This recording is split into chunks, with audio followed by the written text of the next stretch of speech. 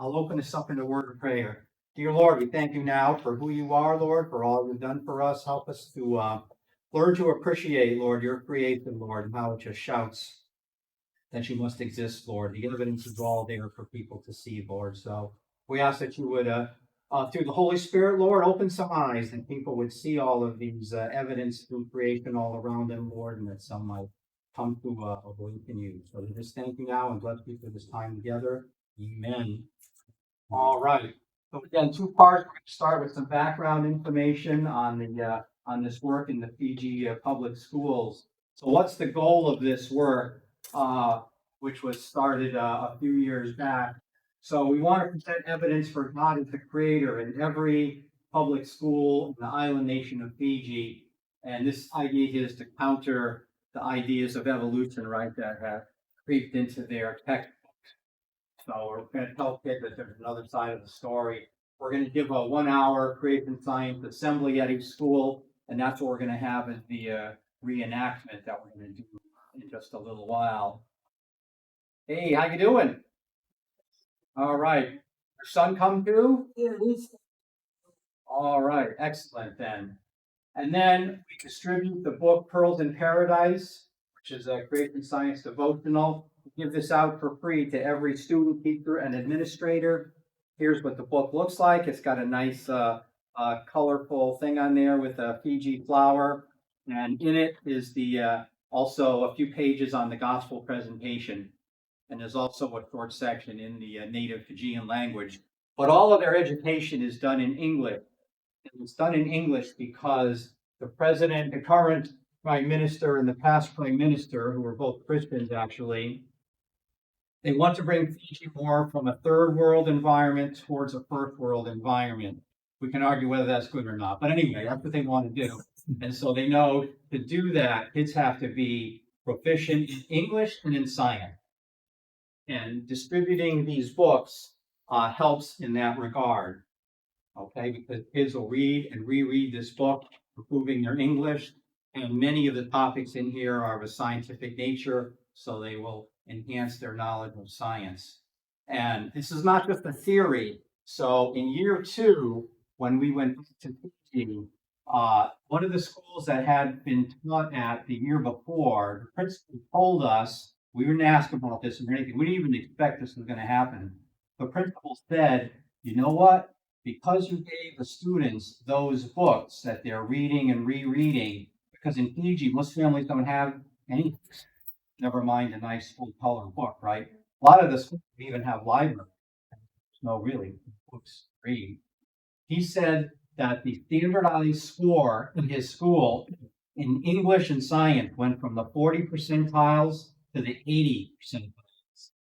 So as a principal, this is what you want, right? You want your school to be rated up high there. And I do think that that has been a bit of an influence even on Hindu and Muslim schools, welcoming us in, right? Oh, we want our kids not to be down at 40, we want our kids to be up at 80. So this was like an unintended side effect of this work, which is kind of interesting for sure. Is it in reading? Reading their score book in English. I guess it must be reading, English reading, yeah. English and science. So first of all, where is Fiji? A lot of people don't know where it is. So it's really to the east of Australia and kind of northeast of New Zealand, sitting over there. So in Fiji, they use like the New Zealand currency quite a bit, or the Australian currency. So if you're in Fiji and you want to go somewhere, you probably go into Australia or New Zealand. And unfortunately, there is, as you might expect, some brain drain that goes on, right? Kids that are really in Fiji that have the means will typically go to college in Australia or New Zealand, and unfortunately, many of them will stay there also. So that's kind of a thing that you might expect would happen. So how about a little bit on the history of Fiji? Well, they really were cannibals in the past. Now you'll read stuff on the internet on the history of Fiji. Secular people will deny that they were ever cannibals. They don't want to believe that people were actually cannibals, but they themselves talk about how they were cannibals. So they definitely were. So Christian missionaries started coming around 1830. So one of the tribal leaders and the only king that Fiji ever had was King Ratu Saru Hakan. He accepted Christianity from the missionaries in 1854. And then he realized that he could not manage this motley group of tribal leaders successfully. He encouraged them all to become Christians, if many of them did. So he actually invited the British Empire, right, to come to be part of that. And so they did accept that. Now, they had a lot of sugar plantations there, and a lot of people from India brought in to work there. And that's why you see later, like 40% of the country is like a Hindu background because of all of the Indians brought in to work on the plantations. So 1970, they gained their independence from Great Britain. And so now they're a multi-party, representative, democratic, public prime minister as the head of government. Now, you'll find these in the souvenir shop over there for the tourists. So they really did eat people, and they actually got special pots, and they had this special fork that they used to process the humans as they were cooking in the big pot. Okay, so you can go there and you can buy one of these. I've been tempted many times to buy one, but I haven't. I think when it's handed around. Now, here's the Reverend Thomas Baker, and unfortunately for him, he was in 1867. So really were. And there's another story that there was a group of missionaries that came in, and supposedly, as soon as they left the boat, they were all eaten, like early next half hour or something, just after just arriving. So most mariners stayed away from Fiji. Who wants to go there when you step off the boat and you're probably going to get eaten, right? So not a great place to visit. But missionaries persisted, and eventually no more got eaten. That's kind of an interesting thing. It's about 50% Christian, 40% Hindu, 10% Muslim. Population is less than 1 million. What's interesting about that statistic is you're going to see in a few slides another statistic that we have handed out now this book to over 100,000 students, teachers, administrators. That is about a tenth of the entire population has received the book. Now, if you think that each student probably has a brother and a sister and a mother and a father and other relatives, that book could easily be seen by 3, 4, 5 people. Let's say it's seen by 5 people. We hand out 100,000. That would be 500,000 people. That's literally half the population of an island may have actually seen this book as a gospel presentation and scriptures for each day. So the goal is to, you say, well, you can't evangelize that whole nation. Well, actually, you can. Interesting, for almost the whole thing. Okay, so it's quite interesting if you just think about that statistic. So here's a tourist of what a village looks like. These are the old-fashioned thatched roofed huts, and here are all of the kids and families and their fancy stuff. So if you pay money as a tourist to go to a village, you'll see this. But how about us when we go to real villages? This is kind of what they look like, okay? So not quite as nice, right? You may see a few thatched huts still, but for the most part, they live in very simple structures. But remember, the temperature there is almost constant year round, right? So you don't really need heat, you don't need air conditioning. So you may not even have any windows, perhaps, in your house. And so a lot of people just get by on farming. You'll see a lot of chickens running around, see a lot of dogs running around. I don't think they eat them though, just the chickens. And you see a lot of horses and some cows. And it'll be really weird because you're just driving down the road, and on the sides of the road, like a foot away from the side of the road, there'll be cows grazing. It's like weird thing you would never see like in the United States, but that's because they're raising their animals. And then they have their plantations, of course, where they grow sugarcane and other crops too. So it's largely agrarian still for most of the people that live there. So Fiji has like 300 islands, and one is the biggest one here. It's called BTVBU. This is the biggest one. The second biggest one is Vanuatu. So our group has actually been to around Big Island and all around the second island, and actually visited all of the schools on the other island.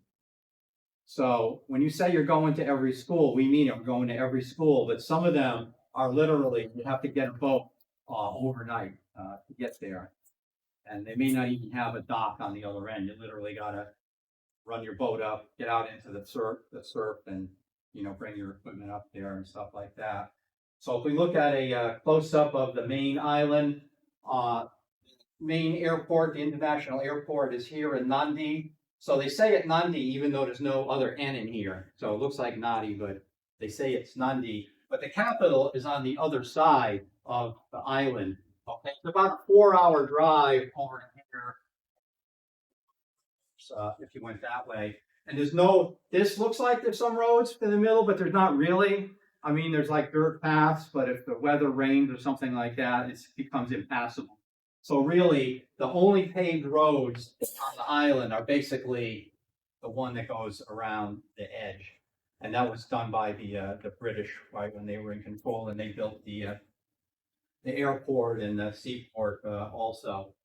So let's keep going here. So the interior kind of looks something like this, very mountainous, very inhospitable. There are villages in the interior. We have visited all of those villages, and some of them do not have any electricity at all in those villages, so they're very simple lifestyle there. One of our teams went to one of those villages, and it started to rain, and the little river they were able to cross getting there was now flooded, and they waited hours and hours for that to go down, and eventually it did, of course, but in the meantime, they took a whole long route, a circuitous route around, a totally different way to try to get out of there. So, and when it rains, there's a lot of up and down on the dirt road. You'll find that you can't even really, they become so slick, you can't even with the four-wheel drive, you really can't get up some of the hills. So it is very dangerous. And some of these schools, they're very distant. So like one of the schools we went to was like a 3-hour drive on dirt roads to get there, right?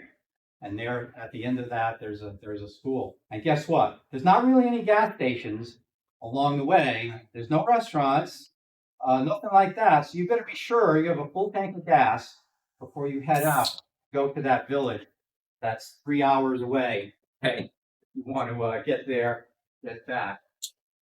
So my wife and I, this last trip in February, we took a small little plane there. I've never been in such a small plane in my life, looking out the window. But our team usually rents like a B&B, as best we can, or sometimes hotels that are maybe not quite so nice, you would say. So that's my wife there. This is the living room of the house we had back in February. It did have a pool in the back, but they got much on building codes there. So they took whatever tile they had available to put around this pool. And if that tile gets wet, it is like slick as ice. It was unbelievable. All of us were like flipping and falling down on this thing. I'm crawling on all fours on this, trying to get out of the pool and back over here. And they're not very much too on fit and finish, okay? So it's like a very sloppy kind of construction and stuff like that. So it can look nice on the surface, but it's not as nice as it looks. And there was just a living room with some of our other team members. Now here we are in a little mall at a ice cream shop. Out of all of Fiji, there's literally probably only 2 or 3 what you might call American style malls that are tiny malls. I mean, like, a quarter the size of the Freehold Mall or something like that. There's really only a few of them. And like fast food places, there's literally only like 4 or 5 in the whole country. So, it's a lot different experience. So there I am, of course, and here's our other team members around the room. Interestingly, on that trip, Brian Thomas of ICR came along, and ICR is not very excited about this work because of Brian going. This is the first, out of all the time that ICR has been in existence, which is probably, 50 years or something like that, this is the first missionary trip that anyone from ICR ever took, supported by ICR. And so there's even an article on it now, like in one of the Act and Fact or whatever. So Bruce is our main leader. This is Fred. He's our main guy in Fiji. So Bruce has been in the likes to try to get experts on creation to come along on these trips. So we've had Jerry Bergman, had recently Eric Hovine came on the last trip. We've had several others I think that you would recognize. So he's trying to connect this work to all the major creation organizations to try to gain their support for it. And so he's been pretty successful in doing that. So here is our team. There I am on the right. Okay. So on this trip, we had a couple of other speakers too. We had Dr. Rob Statler, who's written a couple of interesting books. We had Dr. Tim Chafee from Genesis. He's written this book, which is called Fallen, about the Nephilim. If you're interested in the Nephilim, this is a great book. Yeah, by Tim Chafee. I bought that book and read it. It's quite interesting, actually.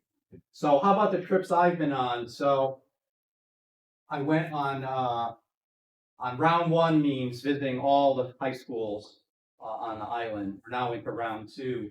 Round one, these are the number of schools I personally spoke at. In the end, we reached 162 of 168 high schools. What about those other 6? I believe 5 of them were Muslim schools, and one was a Jehovah's Witness school.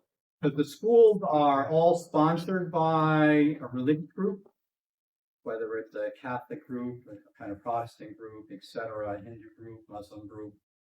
So after a while, some of the Muslim leaders got a little wise to us, and were starting to tell Muslim principals, don't let these guys in because they're going to give out like Christian stuff. But despite that, even after that, we did have one Muslim principal call up and say, hey, we really want you guys to come out. Okay, so that was kind of interesting. So in round one, we reached about 64,000 students over a 3-year time frame pre-COVID. So round two now, we've jumped to late last year and this year. Why? Because the country was closed due to COVID for the last, 3 years or so, right?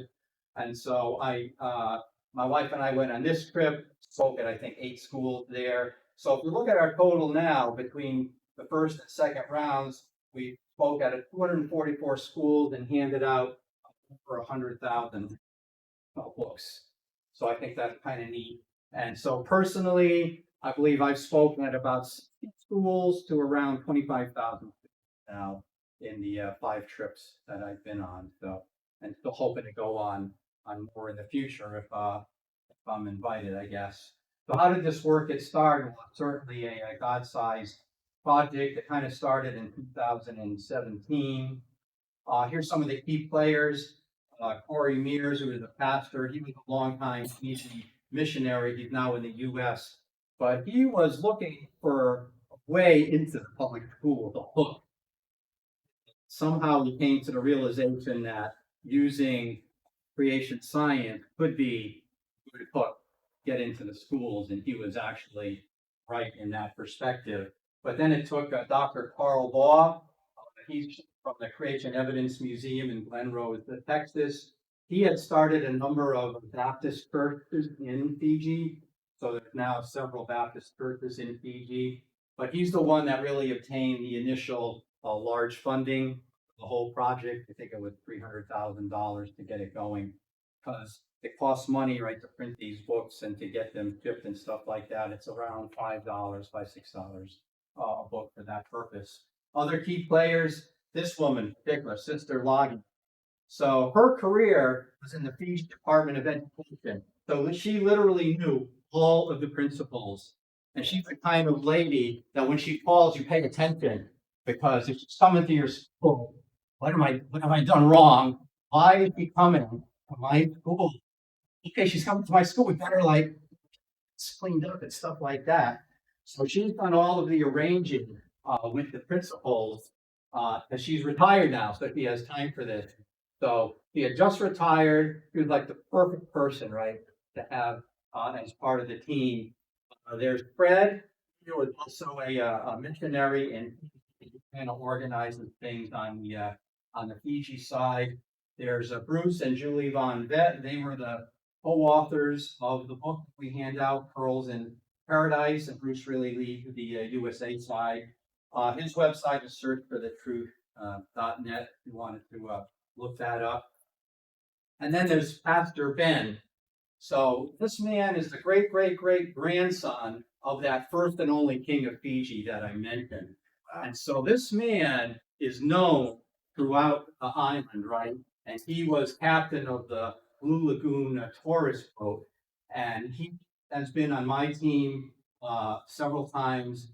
He gives the closing invitation to the kids. At the end, there's always a gospel oriented invitation that's given at the last thing in the assembly, right? Now, we always speak with the principal beforehand to see what they're comfortable with. So it can range at the best to be like a full gospel presentation with people raising hands and stuff. Or it could be on the other end of the spectrum. You've learned now that there's good evidence that God exists. Encourage you to study this more by looking in the book. And when they look in the book, there'll be a gospel message in there. So we close with some kind of a message that varies depending on what the principal is comfortable with, because we don't want to do something that would they would not be comfortable with, or we're not going to be invited back there again. So he's now become a pastor of one of the churches there, and his family helps with the logistics side. And in fact, this is his granddaughter. Her hands are the ones hands that are there on the book. So that's kind of interesting. So Pastor Ben, very interesting guy, has a lot of interesting stories to tell. So here's just some photos of the assemblies. There's me.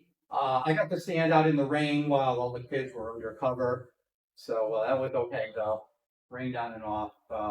So there, kids. So most schools do not have like auditoriums and things. So you kind of meet wherever you can. Maybe undercover, maybe out in the open. Many times we just shared out in the open. Okay. Here's one of the Hindu schools we went to. There's a Hindu temple right there on the school property, right next to the classrooms, and there were people in Hindu garb like running around. But anyway, so we got to speak there, and so it's interesting because it's even though it's a Hindu school, anyone can go there. You don't have to be Hindu. So in fact, I asked the teacher here at this particular school, and about a third of the kids there identify as Hindu, but then the rest identify as a Christian or Muslim, whatever. Okay, because a lot of it depends on the geography that you want. Probably going to go to the school that's near your house, and if that happens to be a Hindu school, then that's probably where you're going to go. Even though you could go to a different school, but in this range is further away and harder to get to. Okay, so when we say Christian school, Hindu school, or whatever, that doesn't mean everyone there is of that ilk. And when you get out into the countryside, there's only one school. So in a city, near a city, and these cities are like really small cities, okay? There's no big city in the whole place. In a small city, though, you may have a choice of 2 or 3 schools that you could attend, but out in the countryside, there's really only one school. You don't have any choice. So if that one school happens to be a Hindu school, that's where you're going. Okay, because the other schools would be hours away. So it's kind of interesting how they run their education there. There's a bunch of kids. This is under recover. This is an all-girls school, and here they have, of course, a very nice facility, but this is rare. Here they are. They always wear a nice uniform, right? So there's everyone looks the same. So I actually think school uniforms are not a good idea for this reason here. There's my wife helping out, and here we have a couple of dinosaurs getting ready to intrude into the presentation. Here was inside a auditorium. again, this is unusual for a school to have a nice auditorium like this. They're saying a few words, other kids having fun, enjoying. Because get this, how often do scientists from America come into your school? The answer is never. Right? Because that's how we're advertised. We are in fact scientists from America. Okay. And it's almost unbelievable to some of the kids and principals that we would drive literally 3 hours down a dirt road, fighting the mud and whatever, to get there to teach at their school, scientists from America, traveling all of that distance. And one of them, I got to sign the visitor's log. There was no visitor at that school for the last 2 years. And so it's not like they get a lot of people that are coming there, to say hi. So American scientists coming, and kids will sometimes, if we're late getting there, they'll wait there in their seats for sometimes 2 or 3 hours waiting for us to get there, because it's such an unusual thing, right? To have any kind of a guest speaker come in, and we think we do a pretty interesting kind of presentation that you'll get to see shortly. So here's an interesting one. So our leader, Fred, he decided he'd go to the principal's office, and we were supposed to start at 1 o'clock, but he was over here, and all the kids suddenly show up. It's 12:30. All the kids are now there, and the teacher says, "You can start now." Oh, okay. We're supposed to start. Doesn't matter. It's 12:30. The kids are here. You start now. So I just started, right? I don't normally open up, but if I have to, I will. And this was one of those cases.